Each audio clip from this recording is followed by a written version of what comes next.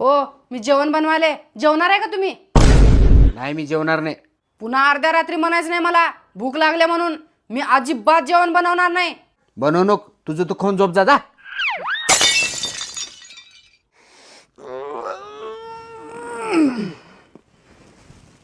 व्हायला रात्रीची 2 वाजली राव. भूक बी लागली. चला काहीतरी खातो.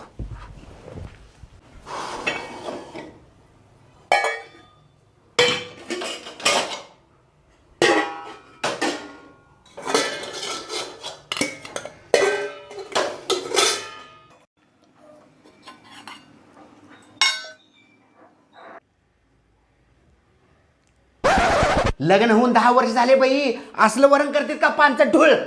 तुमच्या तर